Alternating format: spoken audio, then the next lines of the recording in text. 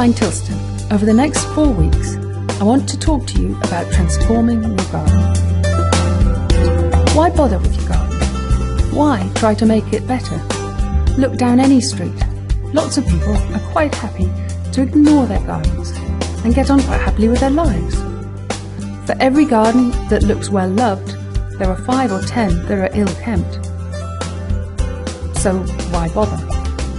Well, there's the really practical reasons, like your garden may make up the major view for many rooms in your house.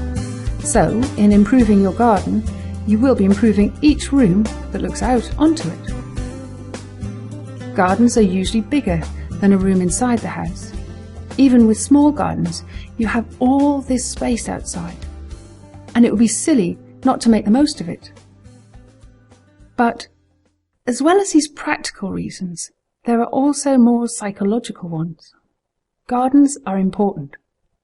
The importance of a garden goes way beyond the traditional little niche of a place to do gardening. Most people I design for don't want to do any gardening at all, and if they do, it's way down on their list of priorities. No. Gardens today aren't primarily about gardening. They are places where you can escape, where you can be yourself, where you can create your own world.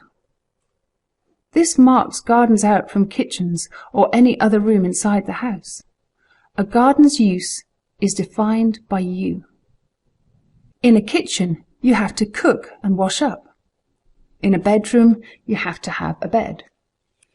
In the garden, well, what do you want to do? How do you want to feel? So it's really important not to define the garden by the old-fashioned idea of a place to grow stuff.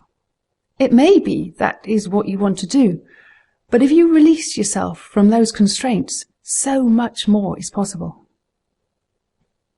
We have a very personal relationship with our gardens. Sometimes people are recreating a childhood dream. Sometimes a favourite holiday or mood.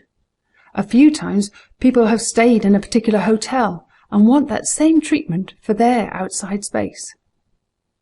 And this is how it should be. We should be using our gardens to provide a bit of magic or a sanctuary. But doing what I do, I see so many cases where the opposite is true, where people really don't like their gardens. The garden gets on top of them, it's a battle, and they are almost afraid to go outside.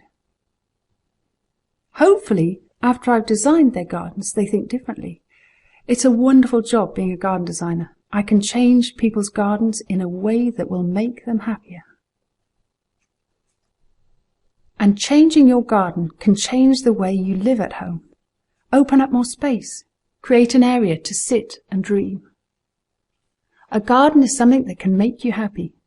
And this is the most amazing thing about gardens. They can make you happy. Again, I don't think I could say that about a kitchen or a dining room. But change a garden and you have lasting, real rewards. So throw off the traditional link to gardening and think about what will make you happy in the garden. So, designing your garden is about taking control of your space, organising it and getting it to work for you. For thousands of years, the upper classes, the rich people, knew how important and what a wonderful experience this is. They weren't bogged down by how to prune roses or what type of potato to grow. They realised, as many more people are beginning to realise, that gardens aren't about these prosaic things. They are about expressing yourself, showing off, yes, but also creating a world to enjoy, full of surprises and follies, art and architecture. And now, for the first time in history, ordinary people can share in that wonderment, can share in the idea of creating your own space. Design is by its nature a space changer. It's not about putting a plant there or taking down a fence here. It's about changing the whole space to fit with your needs and wants, and this is what this course is about. You may not have the same scale and space, but you can have the same approach. So when in this first lecture I talk about what you want to do in your garden, keep an eye on that thought that the garden can be so much more than a space to go do gardening.